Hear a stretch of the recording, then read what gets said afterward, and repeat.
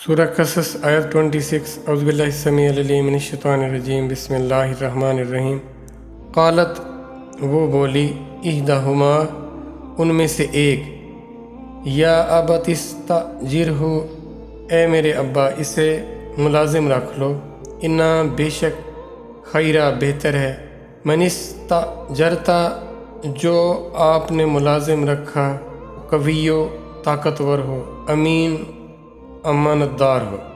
وہ اپنے باپ سے یہ کہتی ہے کہ آپ کو ان کو ملازم رکھ لینا چاہیے، کیونکہ آپ کے جو کام ہیں جو ہمیں کرنے پڑتے ہیں اور ہمیں باہر جانا پڑتا ہے، ان مردوں سے جو ہمارا اختلاط ہوتا ہے وہ جس طرح بھی ہوتا ہے وہ بالکل بھی نہ ہو، تاکہ ہم گھر میں رہیں، اور گھر سے جو باہر کے کام ہیں وہ یہ کرے گا۔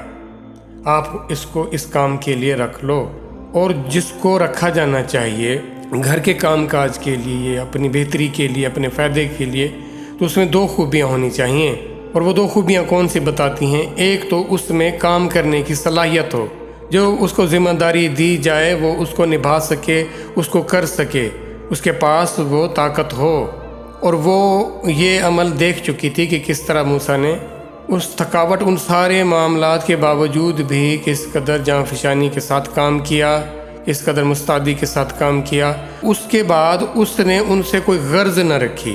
جب وہ بلانے آتی ہے تو وہ پھر اس کے ظاہر راستہ تو موسیٰ نے نہیں دیکھا ہوتا، تو وہ جب اس کے آگے آگے چلتی ہے تو موسیٰ اس سے یہ کہتے ہیں کہ میں آگے چلتا ہوں، راستے کا مجھے پیچھے سے بتاتے ہیں نا، راستے کو دیکھنے کے لیے اس کو دیکھنا پڑے، اسی لیے وہ خود آگے چلتے ہیں اور اس لڑکی کو کہتے ہیں تو میرے پیچھے چلو۔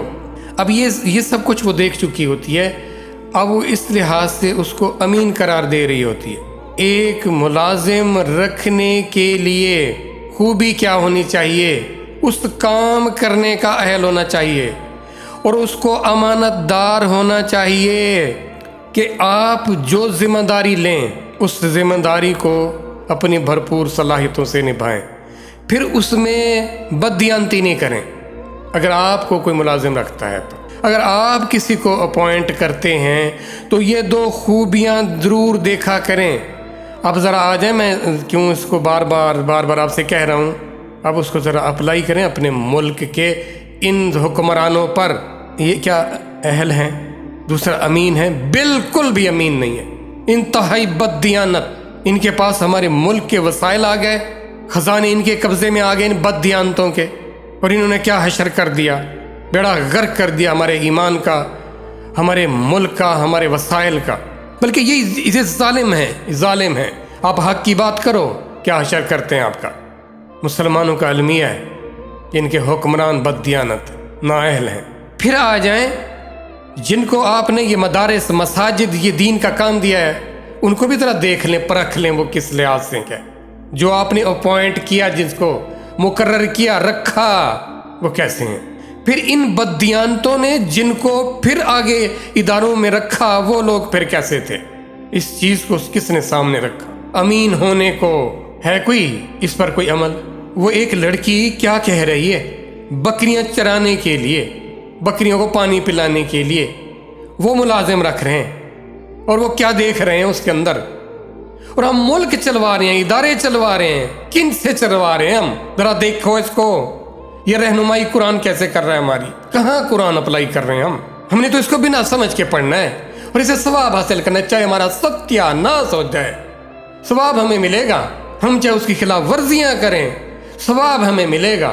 کس نے کہا ہے آپ کو کہ جو آپ کو نسخہ دیا گیا تھا اپنی حالت درست کرنے کو، آپ حالت بگاڑ کر آلودگی کے ساتھ پہنچ جائیں اور کہیں مجھے ذرا انعام دو؟ وہ کہیں گے جو نسخہ تھا وہ کدھر گیا؟ تمہارا حال دیکھا اپنا؟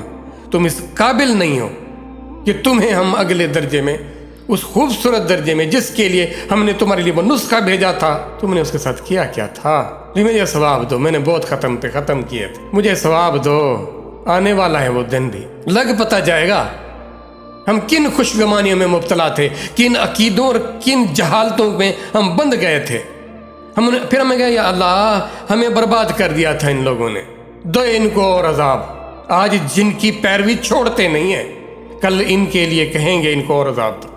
انہوں نے ہمیں اس حال کو پہنچایا، ہم ان کے پیچھے چل پڑے تھے، ہم نے کسی کی نہیں مانی تھی، ہم نے ان کی مانی تھی۔ اللہ ہم نے اب دیکھ لیا، اب ہمیں یقین ہو گیا، ہمیں پھر سے بھیج۔ جو باتیں ہمارے سامنے آنی ہیں اس نے ان باتوں کو بیان کر دیا اس قرآن میں۔ لیکن کیوں سمجھیں، کس لیے عمل کریں؟ ہم تو جنم سے ہمارے باپ دادا جو جنم لیا، پھر ان کے باپ دادا نے، پھر انہوں نے، ہم انہی کی پیروی کریں گے۔ ہم قرآن پہ کیوں جائیں؟ ہم اپنے آباء و اجداد کی رسموں کو، طریقوں کو چھوڑ دیں؟ یہ ہے ہمارا حال۔ یعنی پھر قرآن تو پھر ہمارے لیے تو نہ تھا، ہم نے تو کرنی تھی تقلید۔ ہمارے لیے پھر کس چیز کا قرآن؟ کچھ مہربانی کر لیں، اس سے سبق حاصل کر لیں۔ علم اور حکمت ہے اس میں نصیحت ہے، اس میں ڈائریکشن ہے، راستہ ہے۔ وہ لو اسے، آنے والی زندگی کو ٹھیک کر لو، آنے والی زندگی میں کامیاب ہو جاؤ۔ یہ رو دھو کے گزر جائے گی جیسے بھی گزرے گی، بھوک پیاس جو بھی مسائل آئے، آخر کو دن گزر جاتا ہے، ایک اگلا دن آتا ہے، اس نے بھی گزر جانا ہوتا ہے۔ اپنے آپ کو سمجھا لو، دنیا میں کچھ روز کے لیے کسی مقصد کے لیے بھیجا گیا ہے، من مرضیاں کرنے کے لیے نہیں بھیجا گیا۔ من مرضیاں کرنے تھیں تو پھر یہ حساب کتاب سمجھانے والے کتابیں یہ کس لیے تھیں؟ ہر کسی کی اپنی مرضی تھی، اپنی سوچ تھی، اپنا ارادہ تھا، وہ آزاد تھا، کرتا پھرے جو مرضی کرتا پھرے۔ نہیں ہے ایسا، ہمیں ذمہ داری دی گئی ہے، ہمارا ایک مالک ہے، وہ ہم سے حساب لے گا۔ آپ کسی کی ملکیت ہو، اس کا حساب دینا ہوگا۔ جو زندگی گزاری، جو اعمال کیے، جو اس کی نعمتوں کے ساتھ کیا، ایک ایک نعمت کے بارے میں پوچھا جائے گا۔ کیا جواب دیں گے؟ جی میرا ماحول ایسا تھا، حالات ایسے آ گئے تھے، ہم مجبور ہو گئے تھے۔ یہ کوئی بہانہ نہیں چلنے والا۔ ہم نے تمہیں کہا تھا اللہ اور اس کے رسول کی اطاعت کرنا۔ اگر تمہارے ماں باپ بھی تمہیں میرے خلاف لے جائیں تو ہرگز نہ جانا، تمہارا مالک خالق تو میں ہوں، تمہارا رب بھی میں ہوں۔ تم نے ان کو اپنا رب بنا لیا تھا، ان کو اپنا مالک تسلیم کر لیا تھا۔ نہیں تھا کوئی مالک، میں ہوں تمہارا مالک، میں ہوں تمہارا الہ۔ فرشتے آ کر ماریں گے ایسوں کو، وہ کہیں گے ہم مجبور تھے، وہ کہیں گے اللہ کی زمین اتنی چھوٹی تھی کیا، تم ہجرت کر جاتے، چھوڑ دیتے ان کو، دیکھتے پھر تمہارا رب تمہارے ساتھ نہیں تھا کیا، تمہیں چھوڑ دیتا وہ۔